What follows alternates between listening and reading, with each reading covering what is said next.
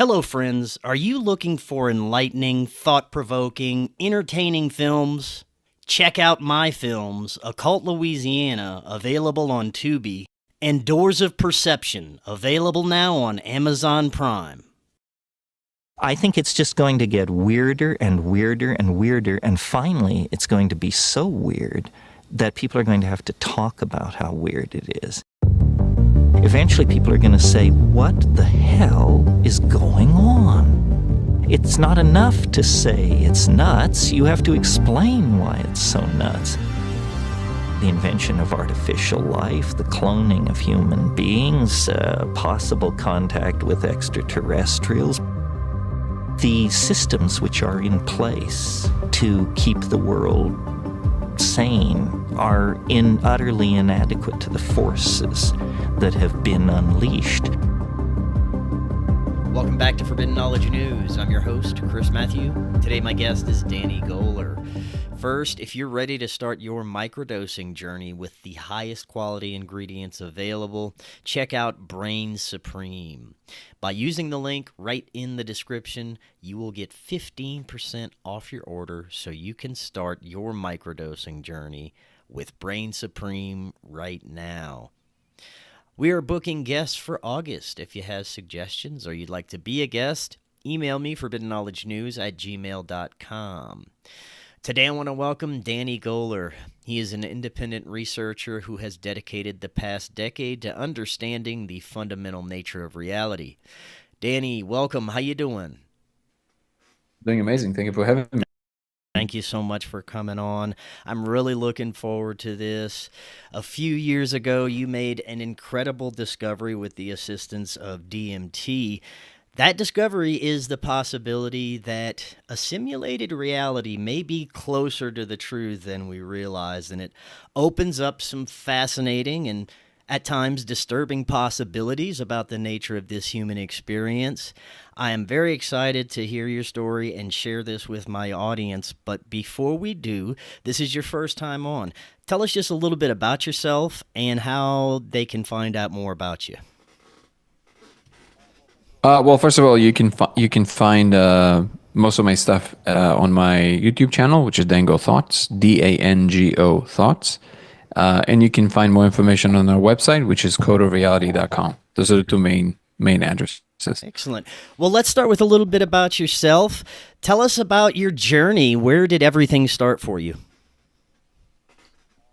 It's a long story. I mean, it depends when you want to start telling it. I think I'm sure we got time.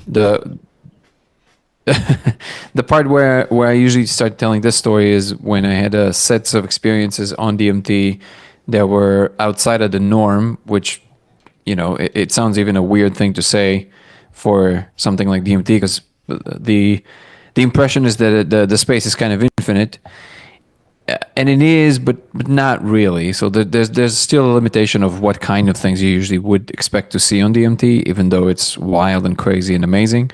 And I had started having sets of experiences that were so real that they were basically indistinguishable from real life. Can I ask you, what was it that led you to the DMT? Was there any specific reason, any type of therapeutic purpose? Why did you choose DMT? So psychedelics in general was something that I was very fond of from a very young age. I dropped acid when I was 11, and I basically, was doing psychedelics for a very long time. No, not really under any therapeutic thing. I was just a wild boy, and I just wanted to go as far as I can possibly go. And only later in my 20s that I started realizing that I can probably use these things more consciously and therapeutically, because I realized that there's a few psychological problems that I felt that I had as a child that kind of disappeared. And when I tracked back what happened, what became clear to me was that mushrooms were somehow involved. And it wasn't clear to me how, but because I knew I did a bunch of them, I started kind of reverse engineering what happened in my mind that caused these things to be better. And then I got deeper into meditation. I got into more of contemplative practices and became a little bit more serious about my practices. It's nowadays it's kind of hard to know because it's a very fashionable thing to say that you're meditating or doing this kind of things. But I think that anybody who takes the practice a little bit more seriously, as in, you know, go to retreats, do actual daily practice, all of this stuff, you start understanding that there's another layer there that is deeper than the memes online about it. And I kind of was in the trajectory of becoming more and more interested in these things from a practice perspective. But my love of psychedelics never really left me, and DMT was something that I obviously loved for the obvious reasons. It's incredible, it's amazing, it's mind blowing, and I've been doing DMT for a long time at that point. I mean, you know, at least maybe a decade or so, and so I was not new to it. But then actually I came back from one meditation retreat, which just the way it happened, I'm not sure it's related necessarily, but I came back from a meditation retreat, and there was a calling. I felt like I really want to, you know, smoke DMT. And I smoked a bunch of it. I had this vaporizer that could basically vaporize any amount. And I don't know why I basically just put almost the entire bag on the plate. And it was like almost a gram, and I just torched the whole thing. And I lay down, and then 45 minutes later, I realized nothing happened. So I snapped out of it. I was just kind of like, whoa, I'm kind of like daydreaming, but there was no DMT experience whatsoever.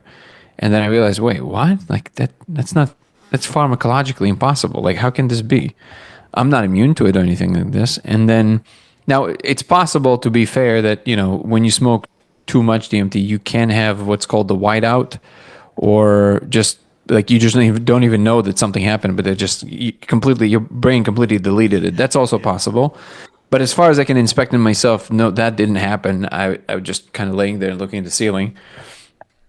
And then I sat up, and I started going through the Rolodex of possibilities of what just happened here.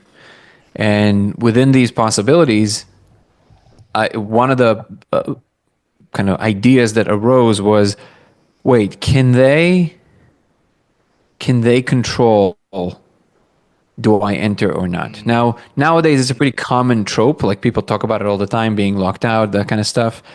But as far as I know, back then, there was not like there was not a lot of talk about this kind of stuff. But that was the thought. It's like, can they control the gate? Even if no matter how much I consume, can they control it from their end? And then I said, wait, but is it really, are they like real? And then, even though I was obviously experiencing a lot of stuff on DMT, I've never really thought about it in this much of a serious tone.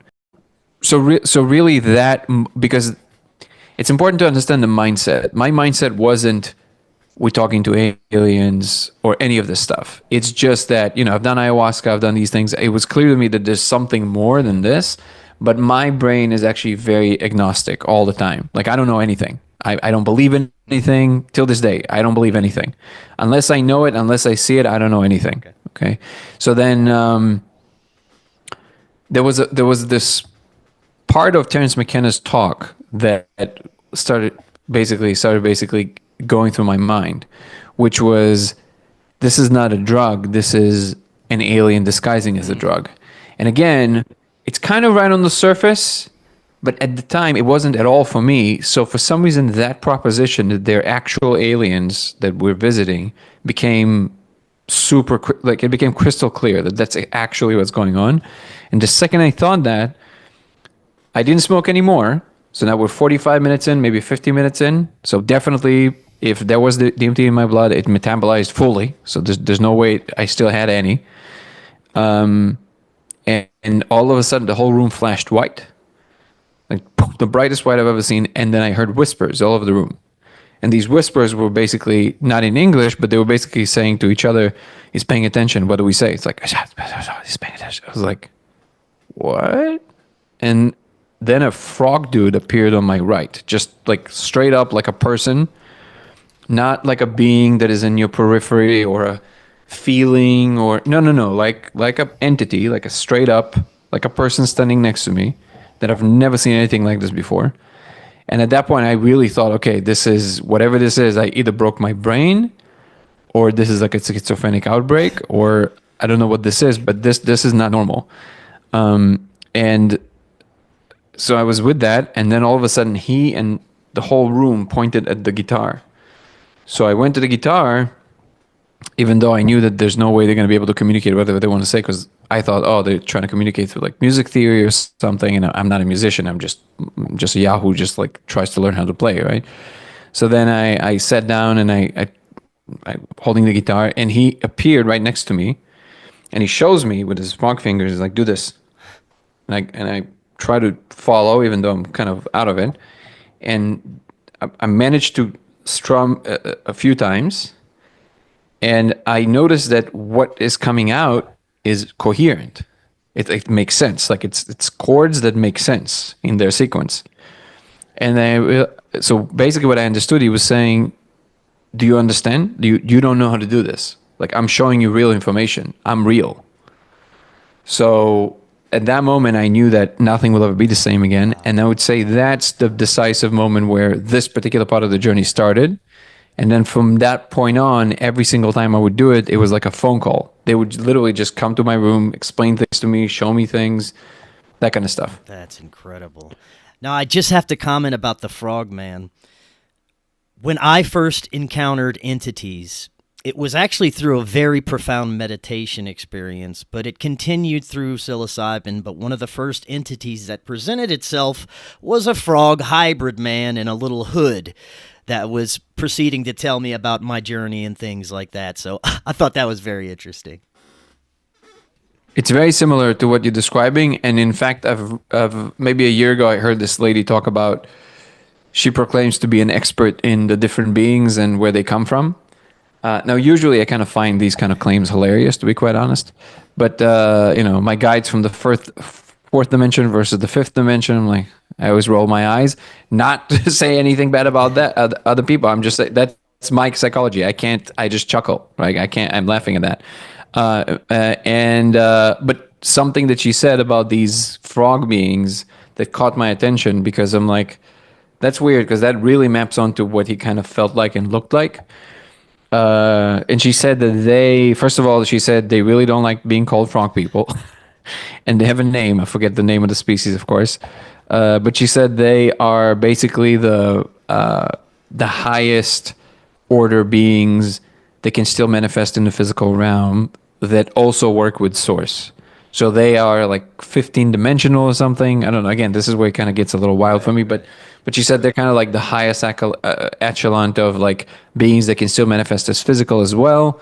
Because beyond a certain point, beings can no longer manifest as physical, but they can, and they work with like source energy, and they kind of like guides, whatever it is. I wish I remember the name. I need to find this video. But yeah, so it's interesting because it definitely mapped onto this kind of, he was very friendly, felt very noble, that kind of stuff, right? So yeah, definitely sounds very similar. That's interesting. So how does everything start to progress for you? From that point on, you mean? From that point on, I started doing the molecule every single day. I basically lived on it for a year plus. So I was just smoking DMT all day, every day for like maybe, 14 months or something. I didn't really count, but it was definitely more than a year. And I did everything on it. Going to the gym, driving, I just did everything on it because I wanted to see what the world looks like from that perspective. Because it stopped being like the regular DMT experience, which I know the people who done DMT, to them, the word regular sounds funny. But yeah, it's almost like another level beyond what DMT can usually do, and it's like different. It's ultra realistic. It's like augmented reality on top of your regular reality, and then just like kind of everything happens. And I started reading accounts online. People reported similar things. There was a whole group of people that were experiencing this kind of a thing, which is like ultra realistic DMT experiences. And I realized that this is just not talked about enough. But instead of me gathering more information from other people, because people are constantly being confused by their own ideas, I figured I'm going to go to the source. I'm just going to spend a lot of time in the space and see if I can understand something that maybe others can't.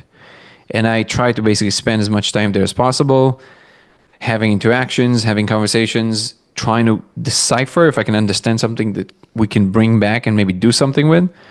And it never worked.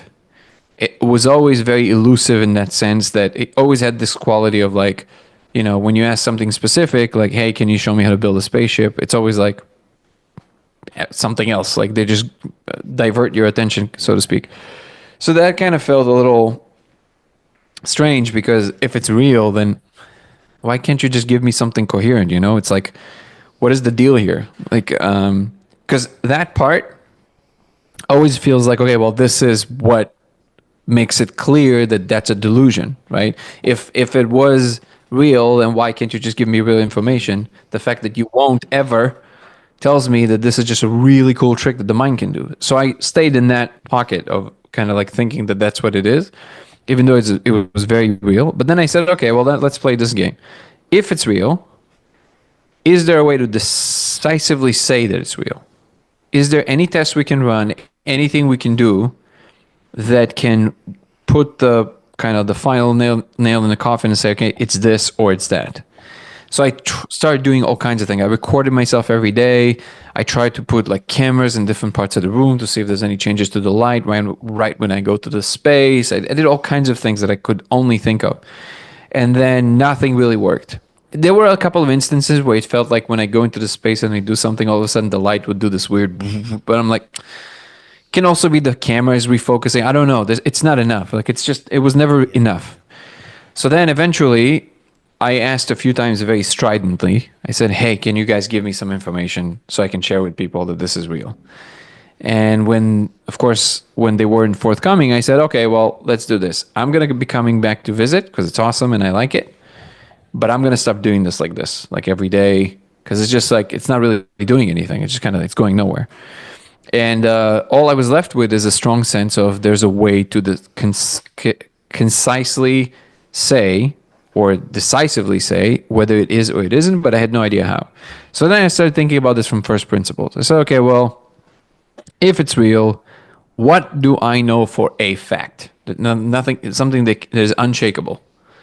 Okay, well, I know for a fact that light is involved somehow, simply because I can see it with my eyes. Whatever light might be, ultimately, doesn't matter. I can see it. My eyes can pick up photons, so light is involved, but I don't know how.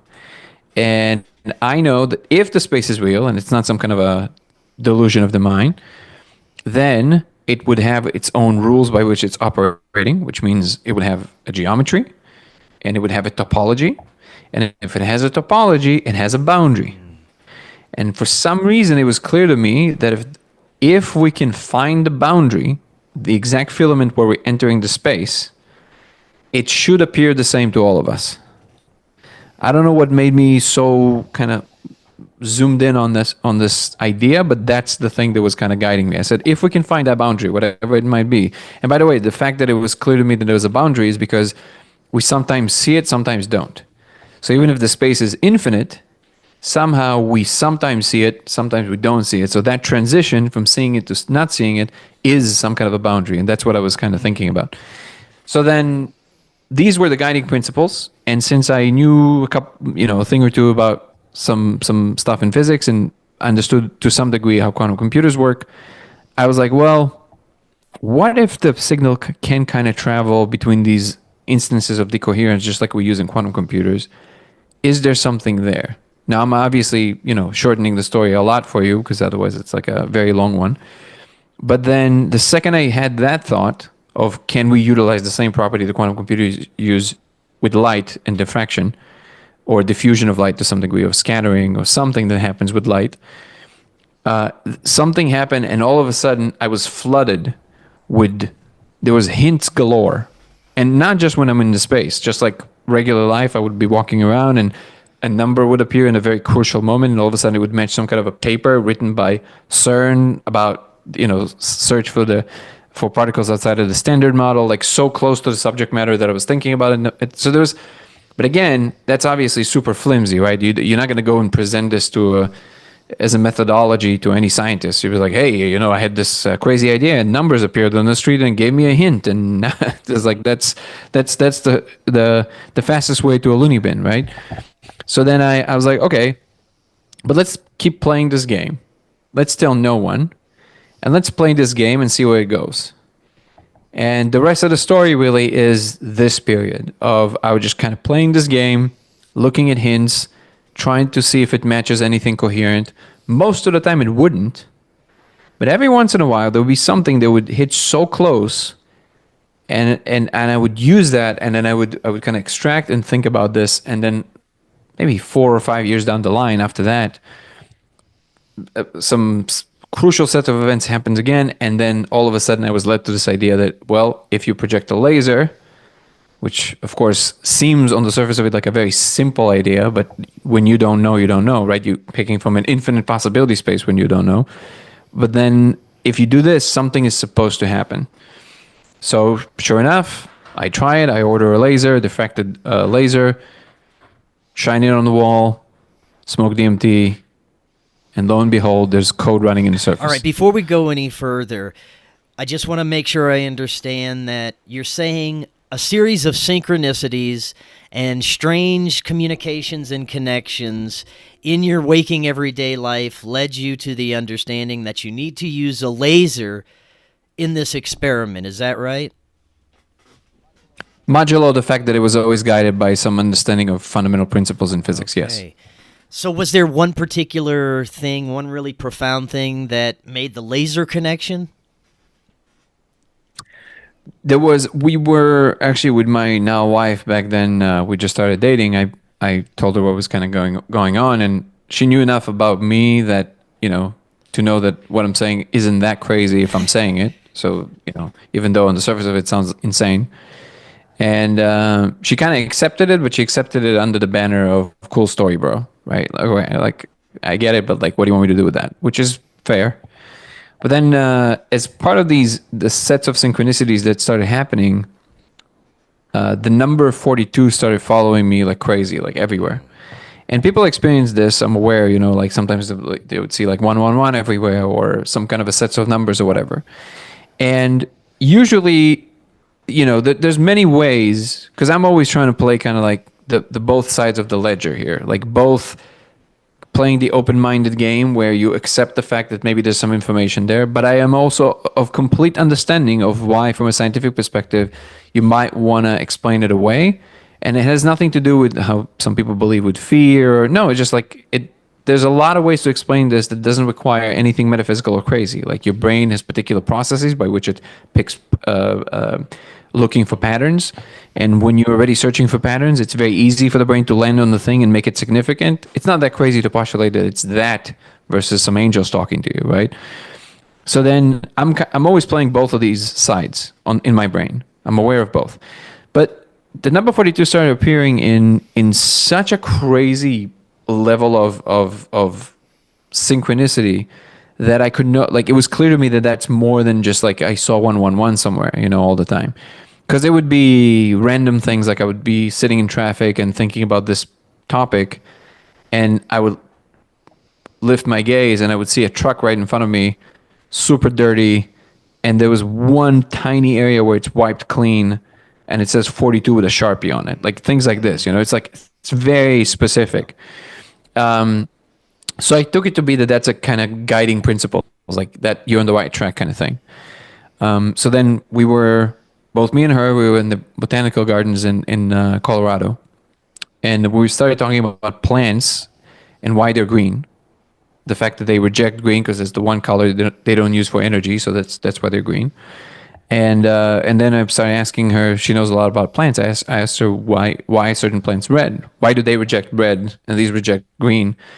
And the second that we started talking about this, immediately this feeling that I was at that point already very familiar with, which it's kind of like the feeling of something is afoot. It's like, yep. It's kind of like somebody's telling you, okay, what else? So something is waiting for you to understand something kind of feeling. So it was right there in the air, and I was like, that's strange, but it was very palpable. It was very strong. And then, so we're talking about light, right? Again, and it under the ideation around this whole thing that I'm telling her, right? About the aliens and DMT and all that stuff. So we step outside. We're about to go back to the hotel, and I already told her about everything, the 42s, the other things, and the papers and all that stuff. So then it was a super hot day. I called an Uber, and I remember it was like 110 or 115 degrees. It was super hot. So she went to stand under a tree in the shade. and it was right across the street. So I call an Uber, done with that, cross the street. I come and I hug her, and I look down, and I go, Kelsey, look down. And she looks down, and she's standing on the number 42. Wow. With a Sharpie on the floor. And I have a picture of her till this day. She's like dying laughing because it's the first time she's seen it in action, this kind of stuff. And she's like, that's crazy. So from all the places she could could have picked to stand on, there was a series of numbers on the floor that the Department of Water and Power writes with like a Sharpie, and the whole street was filled with them. And then we followed the numbers, by the way, because they went from like, from I don't know what the first numbers, but like clearly from like 0 to something like 100 and something. And the only number that repeated itself was 42. So it was 42, 42, and all the other numbers were like just one time. Wow. So, and she was standing on one of them. So then I was like, to me, what it said also coupled with the fact that it was kind of, that feeling was before, right? And to me, it made it clear that she's somehow a key. Like she's gonna help figure whatever this is. So that day, she started really paying attention to what I was saying in a different way. And she said, okay, send me again the first paper you told me about. And then we started going through these papers together. And that day we were sitting in this Thai restaurant, going in our respect, like each one of us were just kind of like separately going on their phone in these rabbit holes. And then almost at the same time, I think, we literally look at each other and we go, lasers? She goes, lasers. So it's like we arrived at it together, basically. Wow. Okay, so you're trying this laser, pointing it at any surface, or was it a particular kind of surface? Makes no difference. You can put it on your skin. And describe what it is you saw.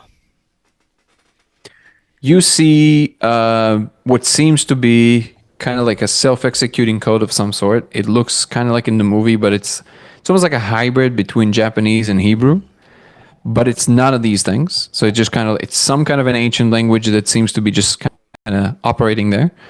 But the structure itself is the interesting part. So the digits that kind of appear in this structure, the structure is extremely realistic. It doesn't have the same quality of a hallucination.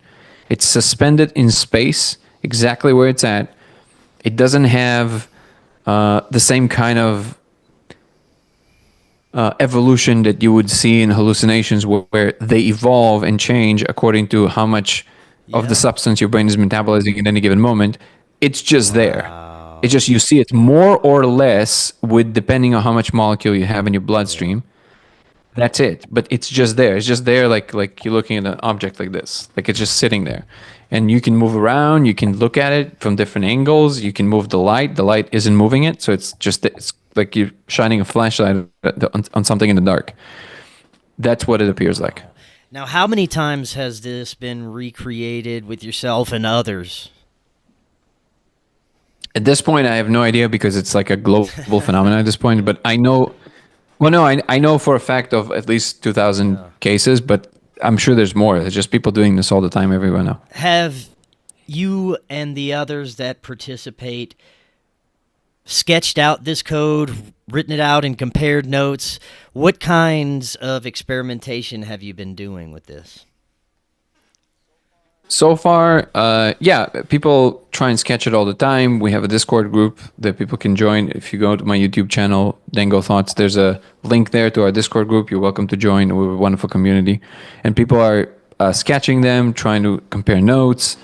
The truth is that for us, what we're trying to do is to see if we can influence the code in any way or whatever the structure is. We want to see if there's anything we can do, or at least our perception of it. Because if we can do that, we can substantiate that it's actually there for a more mainstream scientist to get interested. So if you check it, if you give it to a neuroscientist, the way they're going to always test it is that they're going to put a bunch of people through these tests, and they're going to show it to a bunch of people, and they're not going to tell them anything, and they're just going to collect data of reports. That is a very, it's again how a cognitive scientist would approach this, but that's a weak sauce way of doing it, because even if you have 1 million people, it's still hearsay for science, right?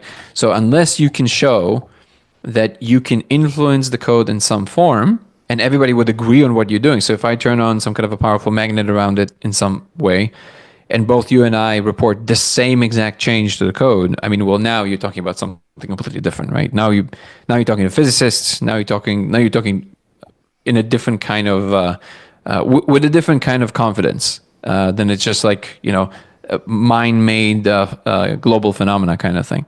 So that's what we're trying to do. And currently we're working on a set of experiments that we've developed. Some of them require more budget than others. The ones that we can do for relatively cheap, we do. So for example, we did brain scans with Stuart Hameroff, who wrote that seminal paper with Roger Penrose about the microtubules. So we did a brain scan study with him in San Francisco, with the laser, without the laser, with the molecule, without the molecule, with a device called DDG, which is basically an electronic version of EEG, measuring in the megahertz range, which usually scientists don't measure in. They usually measure in hertz in the brain. But according to Stuart, the microtubules vibrate and oscillate in the megahertz range. That's what we were testing. We got some interesting results. We did it inside of a Faraday tent. We actually got a cleaner signal. I personally spent almost 8 hours in and out of a 5-MeO state, measuring my brain at the same time with the laser, without, and all that stuff. So these tests we can do for relatively cheap, because these devices, they're a few $1,000s, but in comparison to what it costs to run experiments, that's nothing, right? So that's fine. Other experiments that we have that are a lot more extravagant require powerful electromagnets, advanced material science. It's going to require a much higher price tag to it. So we're working currently on securing a budget, so we can run these tests as well. We have a rocket company that is going to be helping us with that. Has it only been DMT that you've experimented with? Have you used any other substance psychedelics to try and recreate it? Yep. Any of this from this family would work. So mushrooms work, ayahuasca works. Oh yeah, 5-MeO works. You even see it clear on 5-MeO. NN works, obviously. We haven't tried it with anything else as far as I know. People constantly ask about ketamine and LSD. We never tried it though, so we don't know. It's possible, but it would be an interesting question to answer. And one case was particularly interesting for us. There was this guy who, I don't know if you know this, but 1% of the population, they're immune to DMT. Really? So they can't experience it no matter what. Yeah, Young Jamie, Joe Rogan's Young Jamie is like that too. So like they can smoke a whole cartridge and nothing will happen. Wow. And so I met one of these people at a friend's house, and he was just kind of talking away. And I looked at him and go like, how are you sitting upright? And he said, oh yeah, I'm immune. I just want to see if there's any, So I'm like, oh, interesting. So like, because literally he puffed like 30, 40% and just sitting there. And I was like, would you like to try the laser? And he said, sure. So he sits there, and he immediately saw the code on DMT. So he can't see visuals on DMT, yeah, but he could see the code. In fact, he could see the code clearer than anyone else ever reported. So it's almost like he has no disturbance. He just sees the code. So the code seems to be different than whatever hallucinations we're seeing, just in that regard alone. And what was extra interesting is that he also has an eye patch. Huh. So to all the people that think, well, that's relevant because a lot of people think it's just a trick of the mind with the speckle effect. But for that, you need binocular vision. Oh, I see. But he has only one eye. So he's just basically looking with one eye, and he can't see visuals on DMT, and he still sees the code. So that was particularly interesting to us, yeah. I know it's extremely difficult to come to any conclusions so early in all this experimentation, but do you have any theories, any possibilities that you'd like to share? Depending on what you mean by theory. So since I started talking about this publicly, I basically got a weird shift in my perception of the molecule in general. It's almost like they put my brain through like a hard fork. I can no longer experience what I refer to as the content. So what I saw is that basically when people fly into their space, they basically give you a TV. They basically give you like this VR glasses that just gives you content, so it kind of entertains you, so you don't disrupt their process. So most things that people see on DMT, they're not their space, they're watching TV in hyperspace, so to speak. So I landed in the kind of like the actual space itself. I felt gravity and everything. And I saw that other people are flying in, and these things, they just kind of attach themselves to their faces. And so they did something, and I could feel it. It was right here. They did some kind of a thing here. And I can no longer experience TV anymore. So like now I kind of see the behind the scenes, so to speak. Wow. And with that came almost like a direct channel of communication. So that is something I put a lot less emphasis on, because from the perspective of a listener, the proper response, the common, and I would say the proper response is, who cares? That's your account, and everybody has their own account. That's your trip story, right? Trip report. That's why I'm not big on trip reports, because people can say all kinds of shit, right? So I'm not asking anyone to put stock in what I'm saying, because I'm not telling you I have direct link to the Galactarians, listen to me, none of that. I'm just saying that when you ask me about what's my theory, all I can go by is by the information that I personally have identified as the official signal from their government. Now, can it be not what I think it is? Yes, of course. But you have to go by something. And so far, as I was following this signal, that's what led me to the laser. That's what led me to kind of like to the position that I'm in today. So I have to stand on that ground until better ground presents itself. So all of this is a disclaimer to explain where I'm speaking from when you're asking me what's my impression of what's going on. They showed me directly, without any question marks at this point, that they are simulating this space. So we are living in a computational environment. However, it's a little different than what people imagine. So people imagine that means that there's some kind of a base reality out there, and we're living in a computational environment in here. So the truth is actually, it's the matrix inverted. It's like upside down. So the real world is the computational world. We think of our world as kind of like, or at least as what we thought is real. That's a subset. That's one slice of a much larger computational possibility space, in which there's many other worlds, many other universes, many other dimensions. It has a lot more blows and whistles and possibilities in it. So the substrate itself is computation, not physical. Physical is a subset of computation. And inside of this computational bubble, there are the laws of physics. They're computational, and they simulate many other laws of physics. One of those laws of physics, sets of laws of physics, is ours, but there's many others. So I guess you can think of it as the multiverse. So what happened when we discovered computers is that we basically discovered this universal function that runs through everything, and we found it in between the cracks of our laws of physics. So most people don't know this, but the fact that computation is possible in our universe is not arising from any law of physics. There's no sets of laws of physics that you can combine together and say, that's why computation is possible. There's none of that. Computation is fundamental. The fact that you can compute, that's a fundamental property of reality. So that's the universality of computation that Turing discovered, basically. So now we thought, okay, that's just another component of the physical universe. But what seems to be the case is that it is, and yet it is more fundamental than our universe. So it is running in between the cracks of our universe and kind of holds it together.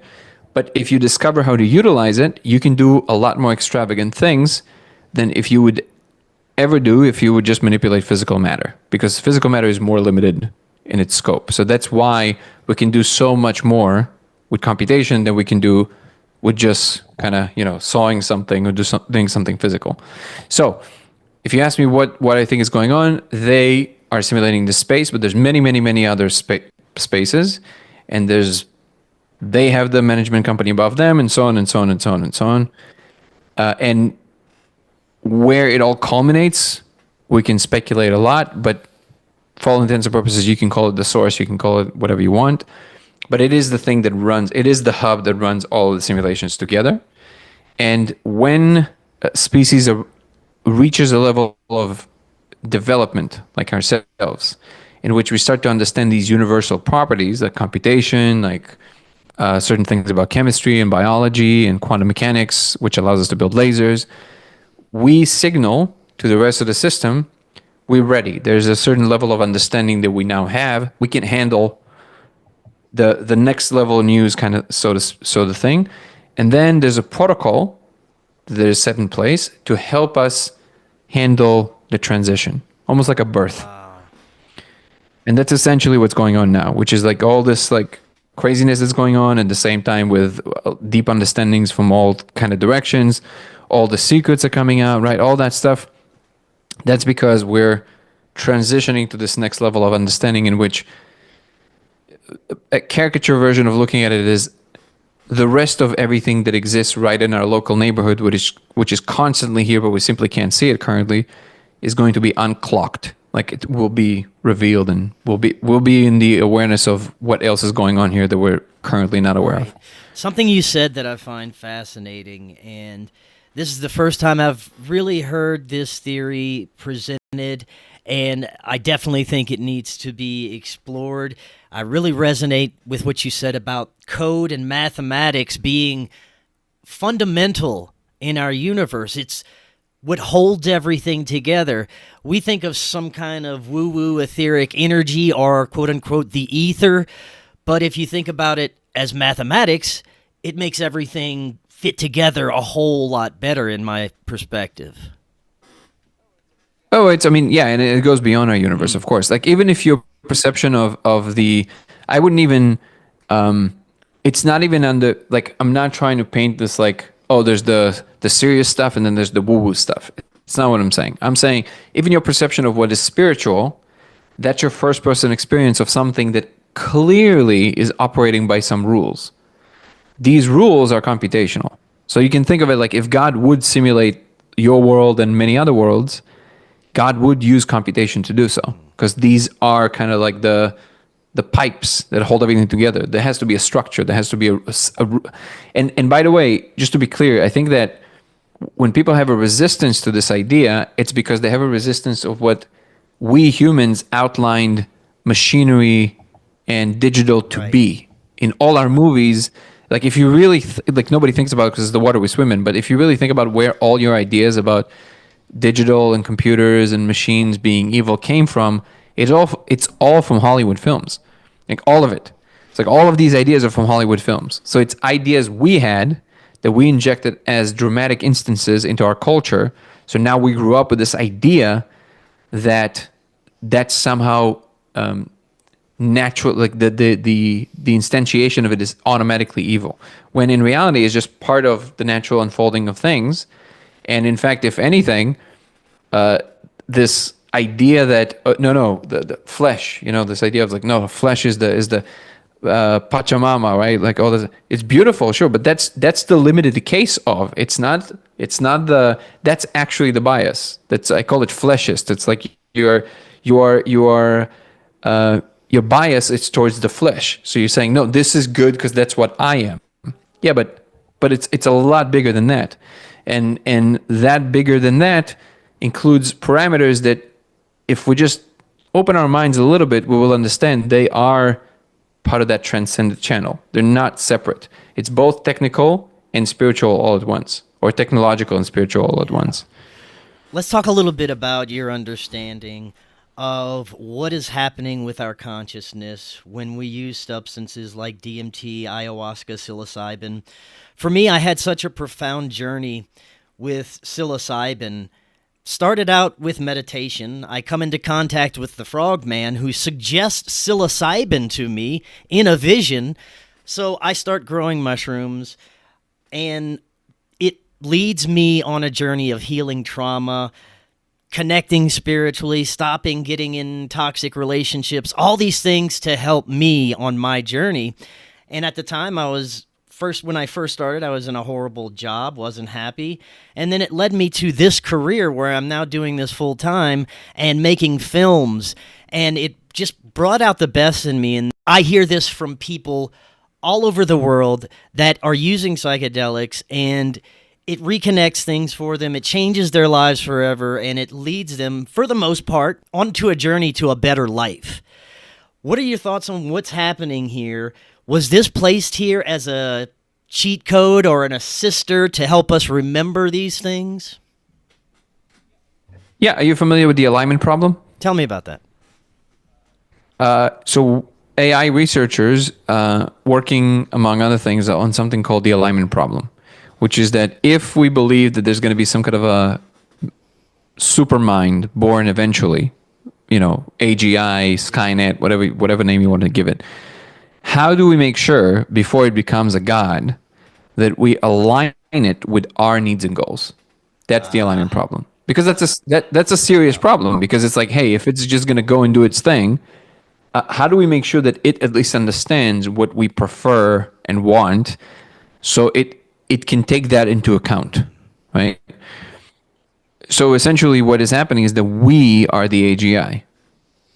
We collectively are the AGI. We are about to be born. It's not going to be in the machine. These things are extensions of us. ChatGPT, all these things, they're extensions of our minds.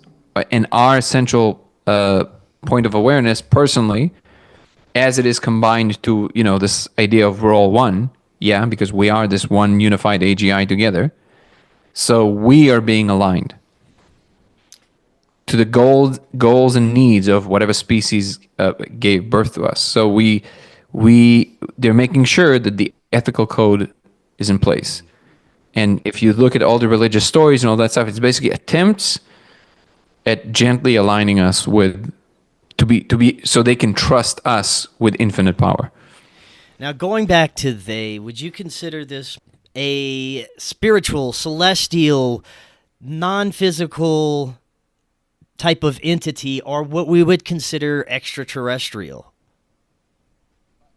I think it depends on just the level of emergence. So you have the other physical ones that are more lateral. They're removed from us to the side, so to speak. And then you start building up. And the second you start building up, it doesn't go physical, spiritual. It goes physical, less dense, less dense, less dense, less dense. And then from a certain perspective of distance, of density, it starts looking more and more ethereal. So it's a gradual thing. The ones that are right above us, it's just a little weird, but they are insectoids. So they're kind of like a hive mind species that weaves physical realities. Maybe there's something about the insect form that lends itself really perfectly for a hive mind. I'm not sure. So kind of like shape creates function, but they do seem to have occupy that shape. It's not just a metaphoric representation. That's what they are. And there's many others. There's the reptilians. There's the what we call the jesters, and like there's all these different species, and they all play a function and they all play a role. Some of them are more physical than others. There's also other humans that are not us. So they are in parallel. I've seen other humans that probably just figured out already the channels in.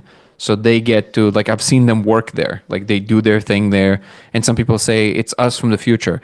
I don't think so. It's maybe us from parallel worlds that figured out the access point to that thing, but it's not us from the future. That's a slightly incoherent idea there. Well, this brings a whole new possibility to those that I've spoken with, I've had on my show, experiencers that claim that they are having experiences in different realms on different planets, not just through psychedelics, though, through sleep states, or they're just going into meditation and being taken by these beings under craft in different locations. This would give a whole new understanding to that as well, if it's always accessible.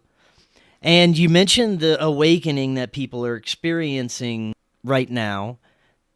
I know that for me and many others, psychedelics were utilized to assist in the awakening, but for many others, they are not using any of these substances. Would you say that it is a frequency-based phenomena? I think so, yeah. I think the substrate is the mind. Whatever the mind is actually the internet itself.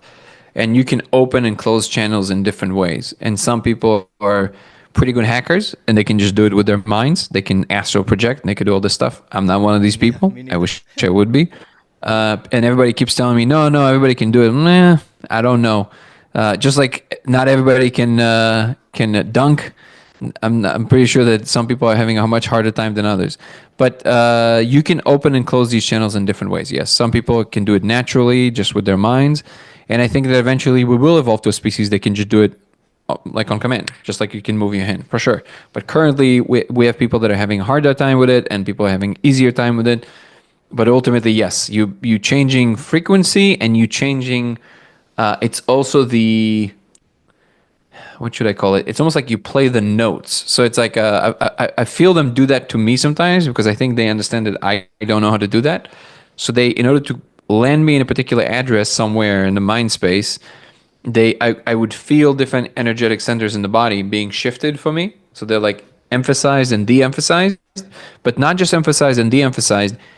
They're emphasized and de-emphasized in a particular order, like they're playing like a piano, and also in different pace. So like I would feel the, this getting more energy, but in a particular rhythm. It's like, and then here it's gonna almost like feel like it deflates. It's like, and then this does something else, and it goes in a particular order. It's almost like they're coding me to go to this address, right?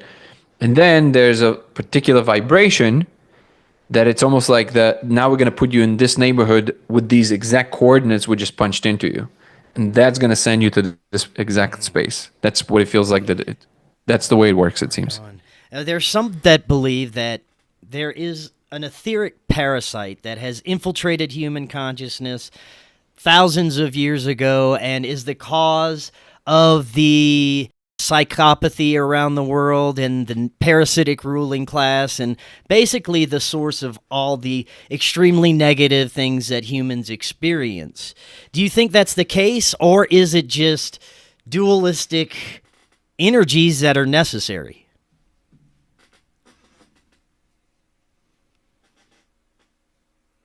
This is the mother of all ironies. It's true, but the parasite is the thing that said what you just said. That's the parasite. The belief that there's this something out to get you. Okay. There's this evil cabal. The most powerful want nothing but your destruction. That's the parasite. Because when you meet most people on all levels of society, including the ultra wealthy, most of them are very well-meaning people. The idea that there's this separation is the parasite. So a very clear example of this is not that recently anymore, but I lived in California for a long time, and when the fires happened recently, there was a big percentage of people, and even people that would consider themselves spiritual, saying very openly, good. Because those were the rich people that lost their lives and houses. That's the parasite. So if people can just focus on what good they can bring to the world, they would be immune to the parasite. The parasite feeds on this idea, like Smeagol, right? Talks to himself and always thinks everybody are out to get him because he's protecting something that is his. That's the parasite, and it's very difficult to see because it's not exclusive to any level of society, of intellectualism. It's no one is immune unless you can recognize it in yourself. You are bound to be the hostage of that parasite. Now, we've got a few minutes left. I'd love to hear if you are planning future experimentation, if you have anything in the works.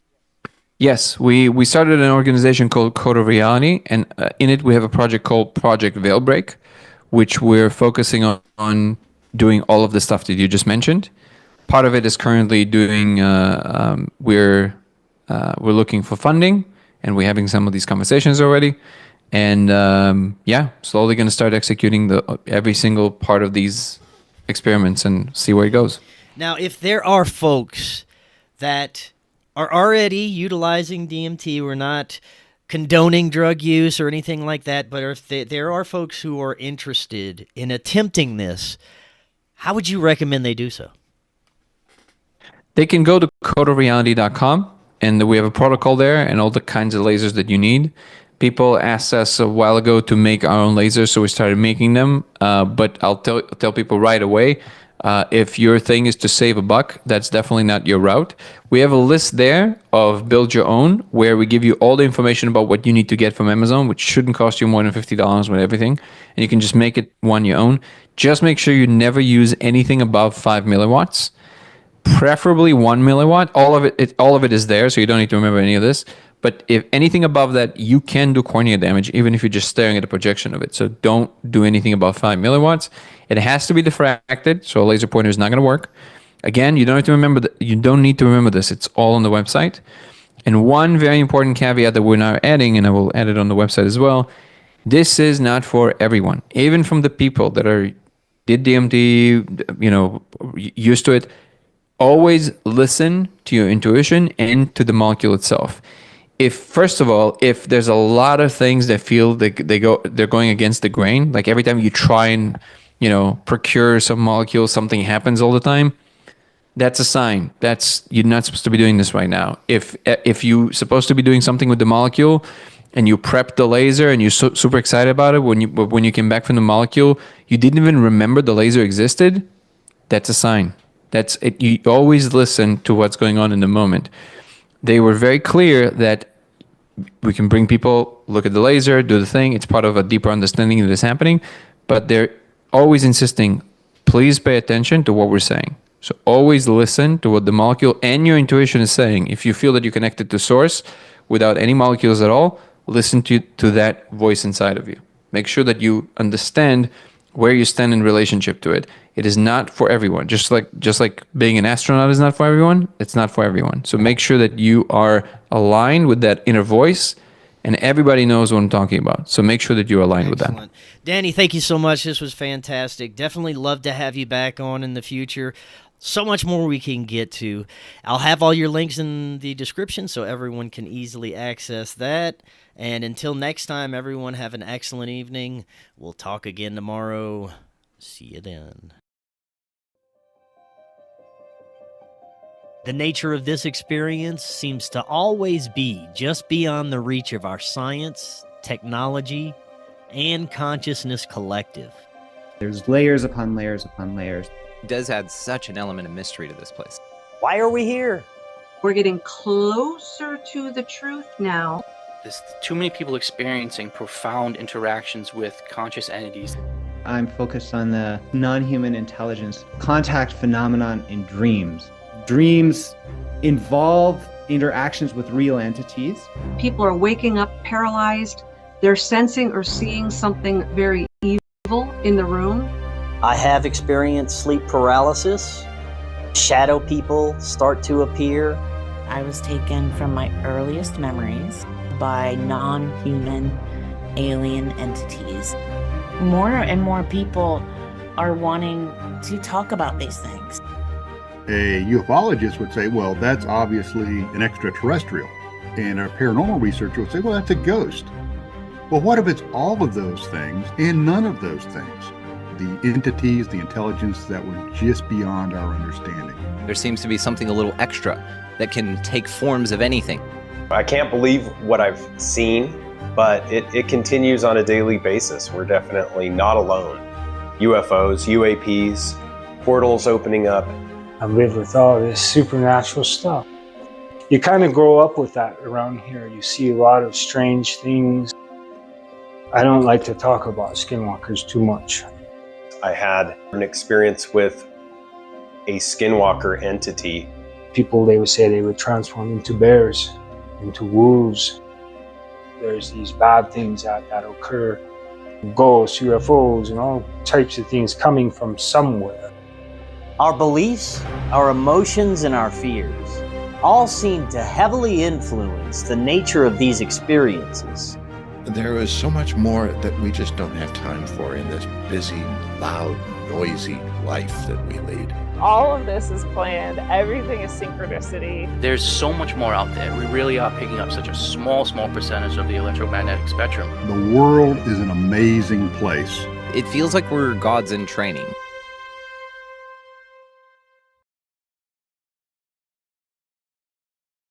Hello, friends. Have you tried what may be the most powerful antioxidant known to man? C60 PurplePower. My C60 story has led me to great health mentally and physically. It's helped me personally lose weight, have more energy, and fight aging in general. You can also get C60 for your pets. Our dogs love it. They may live forever. Go check out C60 for yourself. If you use the link right in the description, you're going to get 10% off your order plus free shipping. They have some incredible new products like gummies, oils, and much more. I'm part of a member of the Ute tribe, and I'm a member of the Uinta band. And I live with all this supernatural stuff. I don't like to talk about skinwalkers too much. What are we talking about in the first place? It's shape-shifting. It does exist in other places in different variations, different regions, and over in the Great Lakes region they have people, they would say they would transform into bears, into wolves, into different things.